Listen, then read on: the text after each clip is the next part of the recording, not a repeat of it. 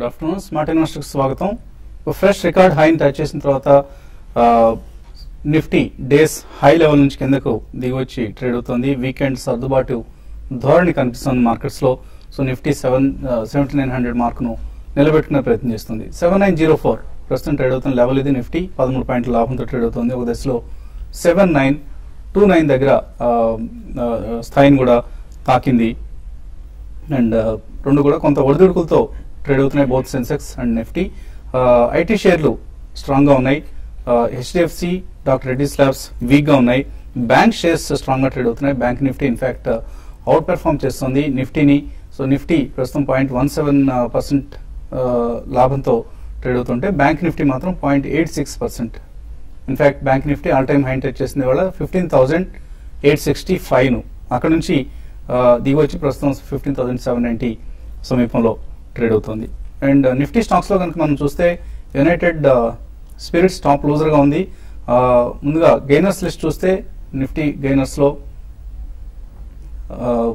HL tech అత్యధికంగా 2.7% లాభపడింది. Hindalco 2.6, tech Mahindra 2.6, అలాగే state bank షేర్లు 2.3% లాభంతో ట్రేడ్ అవుతున్నాయి. Bank of Baroda, PNB, Infosys, M&M, TCS, Kotak bank ఇవన్నీ కూడా గెయినర్స్ లిస్ట్ లో ఉంటే, ఇందాక మనం ఉన్నట్లుగా United spirits top loser almost 2.5% నష్టం ట్రేడ్ అవుతుంది. ఒక దశలో 4% వరకు కూడా ఈ షేర్ నష్టపోయింది. సో 16th సెప్టెంబర్ నుంచి F&O నుంచి తప్పుకుంటుంది United Spirits. Of course 19th September నుంచి కంపెనీ షేర్లు కంపెనీని నిఫ్టీ నుంచి అలాగే CNX 100 ఇటువంటి ఇండిసెస్ అన్నిటి నుంచి కూడా NSE తొలగించింది. కంపెనీలో చాలా అవకతవకలు చోటు చేసుకున్నాయి. బ్యాలెన్స్ షీట్స్ గందరగోళంగా తయారయ్యాయి. ఇన్ఫాక్ట్ 2 క్వార్టర్స్ గా కంపెనీ ఫైనాన్షియల్ రిజల్ట్స్ ను డిక్లేర్ చేయట్లేదు. ఇటువంటి రకరకాల ఆరోపణలన్నీ కూడా USL మీద ఉన్నాయి. సో ఈ నేపథ్యంలో యునైటెడ్ స్పిరిట్స్ నష్టాల్లో ట్రేడ్ అవుతుంది. ఇన్ఫాక్ట్ యునైటెడ్ స్పిరిట్స్ ఒకటే కాదు, UB హోల్డింగ్స్, మెక్డోవెల్ హోల్డింగ్స్ ఇవన్నీ కూడా గ్రూప్ కంపెనీస్ అన్ని కూడా నష్టాల్లో ట్రేడ్ అవుతున్నాయి. Kingfisher airlines of course anyway ఎప్పుడో వెళ్ళిపోయింది ట్రేడింగ్ జాబితా నుంచి. ఇక BPCL 1.8% నష్టంతో ట్రేడ్ అవుతుంది. Coal India, HDFC, Ambuja cements, Bharti Airtel, doctor Reddy's labs అలాగే DLF ఇవన్నీ స్వల్ప నష్టాలు ట్రేడ్ అవుతున్నాయి. అండ్ నష్టపోయిన మిడ్ క్యాప్ స్టాక్స్ లో Apollo hospitals, Infratel, Exide Industries, Hindustan petroleum, SAIL, Cummins India, PFC ఇటువంటి కంపెనీస్ అన్ని మనకు కనిపిస్తున్నాయి. లాభాల్లో ఉన్న junior Nifty or mid cap stocks చూస్తే Union Bank 3.1%, ING Vysya, container corporation, అలాగే Bharat Forge, Canara Bank, Bajaj Finserv, bank of India ఇలా majority of the bank stocks లాభాల్లో ఉన్నాయి. PSU బ్యాంక్ స్టాక్స్ ప్రధానంగా మనం SBI కావచ్చు, BO బ్యాంక్ ఆఫ్ ఇండియా కావచ్చు, బ్యాంక్ ఆఫ్ బరోడా కావచ్చు, పంజాబ్ నేషనల్ బ్యాంక్ అండ్ ఇటువంటి స్టాక్స్, ఈవెన్ యూనియన్ బ్యాంక్ లాంటి ఒక మిడ్ క్యాప్ బ్యాంకింగ్ స్టాక్ కూడా ఇవాళ చాలా స్ట్రాంగ్ గా ట్రేడ్ అవుతుంది. బ్యాంక్స్ వాల్యుయేషన్స్ ఇక్కడ అట్రాక్టివ్ గా ఉన్నాయని ఎక్కువ మంది అభిప్రాయపడుతున్నారు. సో నాన్ పెర్ఫార్మింగ్ లోన్స్ సంబంధించిన కన్సర్న్స్ చాలా వరకు సద్దుమణిగాయి. అండ్ నెట్ ఇంట్రెస్ట్ ఇన్కమ్ బాగా పెరుగుతుంది. బిగ్ 5 PSU బ్యాంక్స్ చూస్తే నెట్ ఇంట్రెస్ట్ ఇన్కమ్ అన్నిటివి కూడా డబుల్ డిజిట్ గ్రోత్ కనిపించింది. వర్స్ట్ అయిపోయింది అన్న ఒక ఫీలింగ్ వస్తుంది బ్యాంక్ స్టాక్స్ పట్ల. సో బ్యాంక్ స్టాక్స్ పార్టిసిపేట్ చేస్తున్నాయి చాలా కాలం తర్వాత. యూనియన్ బ్యాంక్ 220 రూపాయల దగ్గర ట్రేడ్ అవుతుంది. వీటి even price to book value ratios చూసినా కూడా యూనియన్ బ్యాంక్ లాంటివి 0.9 times price to book value దగ్గర లభ్యమవుతుంది. సో ఇది ఒక అట్రాక్టివ్ వాల్యుయేషన్ భావన ఉంది. అలాగే షుగర్ స్టాక్స్, గవర్నమెంట్ ఇంపోర్ట్ డ్యూటీని 25% పెంచింది ఉన్న 15% నుంచి. సో ఇది కూడా షుగర్ స్టాక్స్ మీద ప్రభావం చూపిస్తుంది. సో దీంతో షుగర్ స్టాక్స్ స్ట్రాంగ్ గా ట్రేడ్ అవుతున్నాయి. అండ్ రాన్బాక్సీ, సన్ ఫార్మాలో కొంత వీక్నెస్ కనిపిస్తుంది. ప్రధానంగా రాన్బాక్సీ మీద మరొక 240 కోట్ల రూపాయల పెనాల్టీ విధించింది US FDA అన్న వార్తలు టోన్సా ఫెసిలిటీకి సంబంధించి. అప్రూవల్ US FDA నామ్స్ ను పాటించలేకపోయింది కంపెనీ అన్న వార్త రాన్బాక్సీ స్టాక్ మీద నెగిటివ్ గా ప్రభావం చూపిస్తుంది. ఇదే ప్రభావం సన్ ఫార్మా మీద కూడా కనిపిస్తుంది. సో ఆల్ ఇన్ ఆల్ ఒక ఇండెక్స్ పరంగా పెద్దగా మనకు మూవ్స్ కనపట్లేదు. కానీ నిన్న మొన్న మనం చూసినట్లే స్టాక్ స్పెసిఫిక్ యాక్షన్ కొనసాగుతుంది. ఈ పరిస్థితి మీద అనలిస్ట్ ఏమంటున్నారో తెలుసుకునే ప్రయత్నం చేద్దాం. So end of the day అంటే క్లోజింగ్ సమయానికి ట్రేడర్స్ ఎటువంటి స్ట్రాటజీని ఫాలో కావాలి both Nifty and bank Nifty పరంగా? నిఫ్టీ చూస్తే కనుక డేస్ హై నుంచి కొంచెం లేస్ లో దగ్గర కొంచెం ట్రేడ్ అవటం, పైగా కరెక్ట్ గా కీలకమైన రెసిస్టెన్స్ దగ్గర 7,900 దగ్గర మూడో రోజు కూడా పరీక్షిస్తుంటే ఈ లెవెల్లో కొంచెం కన్సాలిడేషన్, ఈ లెవెల్లో కొంచెం ఒక సెల్లింగ్ ప్రెషర్ గురవుతున్నట్టుగా కనిపిస్తుంది. ఇవాళకి ట్రేడింగ్ నా ఉద్దేశం ఒకవేళ నిఫ్టీ కనుక నెక్స్ట్ ఫ్యూ మినిట్స్ ఏమైనా తగ్గి 7,900 7,890 కింద కనుక కాసేపు ట్రేడ్ అయిందంటే కనుక అప్పుడు షార్ట్ పొజిషన్ తీసుకొని 5,7920 పైన స్టాప్ లాస్ పెట్టుకోవచ్చు. అలా కాకుండా నెక్స్ట్ ప్రోగ్రామ్ అయిపోయి లోపల కనుక నిఫ్టీ కనుక 7,910 పైన కనుక అంటే క్యాష్ లో కనుక కాసేపు ట్రేడ్ అయిందంటే కనుక అంటే నిలబడినట్టే అప్పుడు లాంగ్ పొజిషన్ తీసుకొని 7,890 కింద అంటే 20 పాయింట్స్ కింద ట్రేడింగ్ స్టాప్ లాస్ పెట్టి హోల్డ్ చేయొచ్చు. సో మార్కెట్ ఓవరాల్ గా పాజిటివ్ గానే ఉంది కాబట్టి నా ఉద్దేశం అయితే షార్ట్ టర్మ్ లో కనుక ఫ్యూచర్స్ లో లాంగ్ పొజిషన్స్ ఉన్న వాళ్ళు క్యారీ ఫార్వర్డ్ చేయొచ్చు. ఒకవేళ కనుక ఏమైనా క్లోజింగ్ సమయానికి అనూహ్యంగా కరెక్షన్ వస్తే మటుకు అప్పుడు లాంగ్ పొజిషన్ కొంచెం కట్ చేసుకోవడం మంచిది. ఎందుకంటే నెక్స్ట్ వీక్ పడకపోవచ్చు, బట్ కానీ ఒక కన్సాలిడేషన్ లో మళ్ళీ వెళ్ళే అవకాశం ఉంది. అది కూడా ఎప్పుడంటే మార్కెట్ క్లోజింగ్ లో వీక్ గా ఉంది అంటే, లేదంటే కనుక on the whole market sentiment positive గా ఉంది. అలాగే మీరు చెప్పినట్టు బ్యాంక్ నిఫ్టీ కూడా మేజర్ హైస్ కూడా బ్రేక్ అయ్యి కొంచెం అన్ని స్ట్రాంగ్ గా క్లోజ్ అవడంతో కొంచెం సెంటిమెంట్ గా పాజిటివ్ గా ఉంది. బయింగ్ సపోర్ట్ కూడా చాలా పాజిటివ్ గానే వస్తుంది. సో ఈ నేపథ్యంలో కొంచెం లాంగ్ పొజిషన్స్ ని స్ట్రిక్ట్ గా స్టాప్ లాస్ పెట్టి హోల్డ్ చేయొచ్చు. సో ఓవరాల్ గా మార్కెట్ పాజిటివ్. ఒకవేళ కనుక 7,890 కింద కనుక కాసేపు ట్రేడ్ అవుతేనే ఇంటర్డే షార్ట్ పొజిషన్ తీసుకోవచ్చు, లేదంటే కనుక లాంగ్స్ కంటిన్యూ చేయొచ్చు. సో నెక్స్ట్ వీక్ కి పొజిషన్స్ క్యారీ చేసుకోవాలనుకుంటే ఎటువంటి స్ట్రాటజీని సజెస్ట్ చేస్తారు మీరు? ఇక్కడ స్టాక్ స్పెసిఫిక్ ఎక్కువ యాక్షన్ మనం చూస్తున్నామండి. అంటే కొన్ని స్టాక్స్ అయితే మరీ ముఖ్యంగా బ్యాంకింగ్ స్టాక్స్ ఒకటి బాగా పెరగడం చూసాం లాస్ట్ కొన్ని రోజులుగా. అయితే ఈ రోజు బ్యాంకింగ్ స్టాక్స్ లో కూడా కొంత హై నుంచి కొంత ప్రాఫిట్ బుకింగ్ అని అనొచ్చు, అన్వైడింగ్ చూసాము. అయితే కొన్ని స్టాక్స్ చాలా అంటే జేపీ అసోసియేట్స్ 5% దాకా నష్టపోవడం చూసాము. తర్వాత జేపీ పవర్, జిఎంఆర్ ఇన్ఫ్రా, ఈ విధంగా high beta stocks trading activity ఎక్కువ ఉన్న స్టాక్స్ లో బాగా కరెక్షన్ చూసాము. కాబట్టి నా ఉద్దేశం ప్రకారం స్టాక్ స్పెసిఫిక్ యాక్షన్ ఉండే అవకాశం ఉంది. ఏవైతే లాంగ్ పొజిషన్ తీసుకోవాలి అనుకునే వాళ్ళు ఈ రోజు ఫ్రెష్ గా ఐటీ స్టాక్స్ లో కొంత లాంగ్ బిల్డ్ కావడం చూసాము. లైక్ టెక్ మహీంద్రా ఒకటి, ఈవెన్ టీసీఎస్ లో కూడా లాంగ్ బిల్డప్ కావడం చూసాము. బ్యాడ్ న్యూస్ ఉన్నా కూడా ర్యాన్ బ్యాక్సీ అనేది లోయర్ లెవెల్ నుంచి కొంత బయింగ్ కూడా సపోర్ట్ కనపడుతుంది. తర్వాత ఇన్ఫోసిస్ లో కూడా, తర్వాత గ్రాసిమ్ లో కూడా కొంచెం అంటే ఫ్యూచర్స్ లో లాంగ్ పొజిషన్స్ కూడా అనుకూలంగా ఉన్నాయి. బట్ కొన్ని హై బీటా స్టాక్స్ మాత్రం చాలా హై లెవెల్ చాలా రెసిస్టెన్స్ ఫేస్ చేస్తూ తర్వాత బాగా సెల్లింగ్ లో చూసాం. దాదాపు అన్ని రియాలిటీ కౌంటర్స్, డిఎల్ఎఫ్, హెచ్డిఏఎల్, తర్వాత ఐబీ రియల్ ఎస్టేట్ ఇవన్నీ కూడా రీసెంట్ గా చూస్తే ఒక స్మాల్ అప్ ట్రెండ్ నుంచి కూడా బాగా నెగిటివ్ గా ట్రెండ్ చూసాము. కాబట్టి ఈ సిరీస్ కి మాత్రం వీక్ గా ఉండే అవకాశం ఉంది. అశోక్ లైలాండ్ కూడా లాస్ట్ 3 రోజులు బాగా అవుట్ పర్ఫార్మ్ చేసిన స్టాక్ లో కూడా కొంత ప్రాఫిట్ బుకింగ్ కనపడుతుంది. కాబట్టి నా ఉద్దేశం ప్రకారం స్టాక్ స్పెసిఫిక్ యాక్షన్ ఉంటుంది. కమాడిటీ స్టాక్స్ నిన్న ఒక వీక్ గా ఉన్న కమాడిటీ స్టాక్స్ మళ్ళీ ఈ రోజు కొంత రీబౌండ్ అయ్యాయి. అయితే ఈ సిరీస్ లో పెద్దగా commodity stocks high level sustain కాలేకపోవచ్చు. కాబట్టి ఇటువంటి వాటిలో ఎవరైతే లాంగ్ ఉంటే మాత్రం 1 or 2 days లో వెయిట్ చేసి F&O క్లోజింగ్ లోపల పొజిషన్ క్లోజ్ చేసుకోమంటాను. బట్ ఏదైనా కూడా మార్కెట్ మాత్రం ఒక కన్సాలిడేషన్ ఫేజ్ లో ఉంది. నెక్స్ట్ 2-3 రోజులు కూడా స్టాక్ స్పెసిఫిక్ యాక్షన్ ఎక్కువ ఉంటుంది. బట్ ఇండెక్స్ మాత్రం ఇంకా అప్ ట్రెండ్ కొనసాగడానికి అవకాశం ఉంది. ఈ రోజు క్లోజింగ్ బేసిస్ లో చూసుకుంటే నిఫ్టీ క్యాష్ అరౌండ్ 7910 పైన క్లోజ్ కావచ్చు. అంటే ఇక్కడ నుంచి ఒక 15 పాయింట్ దాకా పైన కూడా క్లోజ్ అయ్యే అవకాశం కనపడుతుంది. కాబట్టి ట్రేడర్స్ మాత్రం లాంగ్ హోల్డ్ చేయమంటారు. బట్ అది కూడా స్టాక్ స్పెసిఫిక్ యాక్షన్ ఉంటుంది. మిడ్ క్యాప్ కౌంటర్స్ లో కొంత వీక్నెస్ కనపడుతుంది. కాబట్టి time being mid cap counters దూరంగా ఉండమని చెప్తాను. మనం చూస్తే అడ్వాన్స్ డిక్లైన్స్ ఇప్పుడు బాగా పెరిగిపోవడం చూసాము. కాబట్టి క్లోజింగ్ బేసిస్ కి నిఫ్టీ స్ట్రాంగ్ ఉన్నా కూడా మిడ్ క్యాప్ కౌంటర్స్ లో ఇంకా సెల్లింగ్ అనేది కొనసాగడానికి అవకాశం ఉంటుంది. బ్యాంక్ నిఫ్టీ ఇక్కడ నుంచి ఇంకా ఒక 150 to 200 పాయింట్స్ ఈ సిరీస్ లో పెరగచ్చు. కాబట్టి బ్యాంక్ నిఫ్టీ లాంగ్ పొజిషన్స్ ఉన్న వాళ్ళు హోల్డ్ చేయమని చెప్తానండి. కాలర్స్ లైన్ లో ఉన్నారు. ఫస్ట్ కాలర్ శ్రీనివాస్ ప్రొద్దుటూరు నుంచి. హలో సార్, నమస్తే సార్. నమస్తే, అడగండి సార్. టాటా గ్లోబల్, జ్యోతి ల్యాబ్స్ షార్ట్ టర్మ్ కోసం కొనొచ్చా సార్? టాటా గ్లోబల్ చూస్తే కనుక సైడ్ వేస్ లో కనిపిస్తుంది. ఈ మధ్య కాలంలో కరెక్ట్ గా 170 నుంచి తగ్గుతూ 140 వరకు పడుతూ వచ్చింది. బట్ కానీ మేజర్ సపోర్ట్ 150 దగ్గర కనిపిస్తుంది. లాస్ట్ 6 months కూడా ఈ లెవెల్ చాలా స్ట్రాంగ్ గా ఉంది. ఈ లెవెల్ నుంచి పెద్దగా పడట్లేదు. నా ఉద్దేశం టాటా గ్లోబల్ డిప్ లో క్లోజర్ టు 150 లెవెల్ లో బై చేయొచ్చు. కానీ జ్యోతి ల్యాబ్స్ బోరల్ గా బులిష్ గా ఉంది. కాకపోతే లాస్ట్ 4 రోజులుగా చూస్తే కనుక 175 నుంచి 210 రూపీస్ వరకు 30 రూపాయలు భారీగా పెట్టడం జరిగింది. కరెక్ట్ గా ఇదే రేటు 210 to 220 మనం లాస్ట్ 6 months గా చూస్తే ఈ ఏడాది మొత్తం కరెక్ట్ గా మేజర్ టాప్ అదే. ఆ లెవెల్ ని కొంచెం చాలా స్ట్రాంగ్ గా రెసిస్టెన్స్ కనిపిస్తుంది. కాబట్టి ఒక డిప్ వచ్చే అవకాశం ఉంది. సో క్లోజర్ టు 100-200 రూపీస్ వస్తాయి. అంటే జస్ట్ ఒక 10 రూపీస్ డిప్ లో 5% డిప్ లో జ్యోతి ల్యాబ్స్ బై చేయొచ్చు. తర్వాత కలర్ విజయవాడ నుంచి భాస్కర్. హలో సార్, నమస్తే వసంత్ గారు, శశి గారు. నమస్తే, అడగండి సార్. ఇది నేను అశోక్ లేలాండ్ 38 రూపీస్ లో ఒక 7,000 హోల్డ్ చేస్తున్నానండి. అవి ఎలా ఉంటుంది సార్? కొద్దిగా షార్ట్ టర్మ్ ఏమైనా మూవ్మెంట్ ఉంటుందా, ఉంచుకోవచ్చా? లేదంటే లాంగ్ టర్మ్ ఏమైనా హోల్డ్ చేయొచ్చా? అశోక్ లేలాండ్ ఇప్పుడు అశోక్ లేలాండ్ మీరు హోల్డ్ చేయండి అండి. రీసెంట్ గా మేము చూసిన డెవలప్మెంట్స్ తర్వాత కంపెనీ ఇంతకు ముందు ఒక లాస్ ని ప్రకటించేది, కొంచెం ఇంప్రూవ్ అయ్యే అవకాశం ఉంది, మార్జిన్స్ కూడా ఇంప్రూవ్ అయ్యే అవకాశం ఉందండి. అయితే స్టాక్ పరంగా చెప్పాలంటే రీసెంట్ గా 12-13 రూపాయల నుంచి మంచి అప్ ట్రెండ్ వచ్చింది. కాబట్టి అరౌండ్ 38 దగ్గర హ్యూజ్ రెసిస్టెన్స్ అనేది ఫేస్ చేయొచ్చు.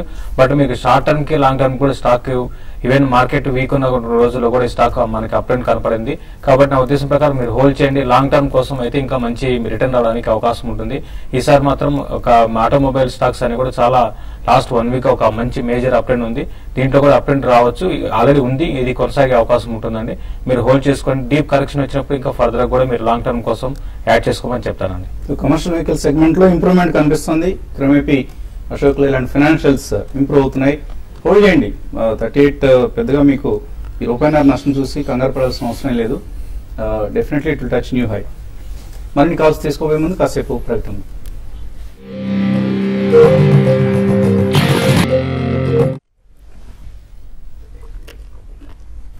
స్మార్ట్ ఇన్వెస్టర్ తిరిగి స్వాగతం. తర్వాత కలర్ లైన్ లో ఉన్నారు అత్తిల్ నుంచి శ్రీనివాసరావు. హలో.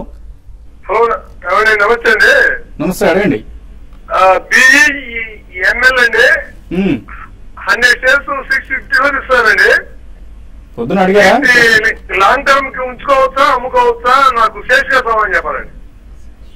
మార్నింగ్ అడిగారా ఈ ప్రశ్న మీరు? లేదండి. ఓకే, బిఎంఎల్ హోల్డ్ చేయొచ్చు. చూడండి, బిఎంఎల్ మనకి ఎలక్షన్స్ కు ముందు స్టాక్ లో ఒక డ్రీమ్ ర్యాలీ చూసామండి. 180 నుంచి నాన్ స్టాప్ గా పెరుగుతూ స్టాక్ రావడం చూసాము. అయితే కరెంట్ అవర్స్ లో ఈ స్టాక్ మాత్రం కొంచెం ఆగడానికి అవకాశం ఉందండి. అరౌండ్ 620 ఆ లెవెల్ స్టాక్ అయితే బాగా హ్యూజ్ రెసిస్టెన్స్ ఫేస్ చేయొచ్చు. కాబట్టి మీరు షార్ట్ టర్మ్ ట్రెండ్ పరంగా చెప్పాలంటే మాత్రం చాలా వీక్ గానే ఉండే, కొంచెం ఇంకా 520 లెవెల్స్ కూడా టెస్ట్ చేయొచ్చు. మీరు లాంగ్ టర్మ్ అంటున్నారు కాబట్టి మీరు హోల్డ్ చేయండి. ఇంతకు ముందుకి ఇప్పుడు ఫండమెంటల్స్ లో కొంత ఇంప్రూవ్మెంట్ కనపడింది. తర్వాత కొత్త బిజినెస్ లో కూడా మీరు ఎంటర్ అవుతున్నారు. కాబట్టి ఇవన్నీ దృష్టిలో పెట్టుకుంటే డెఫినెట్ గా లాంగ్ టర్మ్ మళ్ళీ స్టాక్ రీబౌండ్ అవుతుంది. టైం బీయింగ్ మాత్రం వీక్ గా ఉంటుంది. మీరు లాంగ్ టర్మ్ కు మాత్రం స్టాక్ ని హోల్డ్ చేయండి. డీప్ కరెక్షన్ వచ్చినప్పుడు కొంత నారాయణ రెడ్డి హైదరాబాద్ నుంచి. హలో నారాయణ రెడ్డి, అడగండి. జైన్ డివిఆర్ ఈక్యూ సార్ అది. ఏమండి జైన్ డివిఆర్ సార్ ఎక్కడ ఏ రేట్లో కొన్నారు మీరు?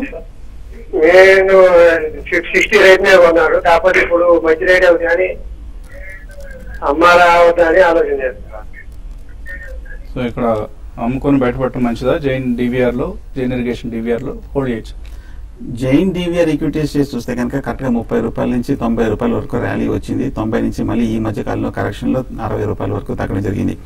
టెక్నికల్ గా చూస్తే కనుక వీక్ గానే ఉంది. ఎందుకంటే మనం వీక్లీ చార్ట్ లో చూస్తే కనుక లాస్ట్ 1 వీక్ 2 వీక్స్ లో కన్సాలిడేషన్ లేదు, కొంచెం lower bottoms lower tops test చేసింది. కాబట్టి ఇంకా కన్సాలిడేషన్ మూవ్మెంట్ అనేది ఇంకా రావాల్సి ఉంది. అంటే షార్ట్ టర్మ్ ఒక 1 మంత్ వరకు కొంచెం వీక్నెస్ ఉండే అవకాశం ఉంది. ప్రస్తుతానికి హోల్డ్ చేయండి. నా ఉద్దేశం ఒకవేళ 60 కింద బ్రేక్ అయిన రేపటికి షార్ట్ టర్మ్ ఎగ్జిట్ అవుతుంది. ఒకవేళ ర్యాలీ వచ్చింది కనుక 75 to 80 వరకు నెక్స్ట్ టార్గెట్ టెస్ట్ చేసే అవకాశం ఉంది. సో 80 రీసెంట్ టాప్, అక్కడికి వస్తే కనుక ఎగ్జిట్ అవడం మంచిది. రమేష్ హైదరాబాద్ నుంచి. హలో అడగండి రమేష్. సార్ నేను ఇవాళ వచ్చి అడుగుతున్నాను, మా ఫ్రెండ్ కోసం అడుగుతున్నానండి. ఆయన మామూలుగా 2020లో రిటైర్ అవుతున్నారండి. ఆయన దగ్గర 20,000 రూపీస్ సేవింగ్స్ ఉన్నాయండి. అంటే రిటైర్ అయిన తర్వాత హజ్ యాత్రకు వెళ్ళాలనుకుంటాడండి. అందుకోసం సిటీ యూనియన్ బ్యాంక్ ఒకటి సువిన్ ఫార్మ్ ఈచ్ 100 కొందామని నేను అడ్వైజ్ చేద్దామని మీరు చెప్పిన దాన్ని బట్టి ఫాలో అవుతాను సార్. ప్లీజ్ కొంచెం అడ్వైజ్ చేస్తే బాగుంటుంది. హజ్ యాత్రకు వెళ్దాం అనుకుంటున్నారు ఆయన? అవునండి, హజ్ యాత్రకు వెళ్దాం అనుకుంటారండి. 2020లో రిటైర్ అవుతారు, అప్పుడు వెళ్దాం అనుకుంటారండి. ఈ 20,000 ఈ 2 కంపెనీలో ఇన్వెస్ట్ చేస్తే బాగుందా, లేదంటే వేరే ఏమైనా అడ్వైస్ చేస్తున్నారా? Mutual fund please. అంటే ఆయన 2020లో రిటైర్ అయిన తర్వాత వెళ్దాం అనుకున్న సమయంలో ఒకవేళ మార్కెట్స్ ఏదైనా అనుకోని కారణాలతో డోల్ డ్రమ్స్ లో ఉంటే ఆయన ఇబ్బంది పడతారండి. సో అందువలన అటువంటి స్పెసిఫిక్ అవసరాలు ఉన్నప్పుడు don't invest in the stock markets. ఆయన 20,000 రూపాయలని మేబీ ఇంకా టైం ఉంది, కనీసం ఇంకొక 6 సంవత్సరాలు వ్యవధి ఉంది. కాబట్టి ఈ 6 సంవత్సరాల్లో ఆయన హజ్ యాత్రకు ఎంత అవసరం అవుతుంది, సే మేబీ 1,00,000 రూపాయలు అవసరం అవుతాయని అనుకుంటే ఈ 20,000 రూపాయలని వేరే విధంగా ఇన్వెస్ట్ చేయండి. మేబీ స్టాక్ మార్కెట్స్ లో ఇన్వెస్ట్ చేస్తే బెటర్ రిటర్న్స్ వస్తాయి, డెఫినెట్లీ బెటర్ రిటర్న్స్ వస్తాయి. ఇంకా ఏ ఇతర ఇన్వెస్ట్మెంట్ తో కంపేర్ చేసినా కూడా. మీరు అడిగినట్లుగా సిటీ యూనియన్ బ్యాంక్ ఎన్ని రేట్లు మల్టీ బ్యాగర్ అవుతుందా అప్పటికి? ఆయన సెలెక్ట్ చేసుకున్న బ్యాంక్ కూడా చాలా అంటే ప్రైవేట్ బ్యాంక్ లో మంచి బ్యాంక్ ని సెలెక్ట్ చేసుకున్నారు కాబట్టి నా ఉద్దేశం ప్రకారం దీంట్లో కూడా ఇన్వెస్ట్ చేయొచ్చండి.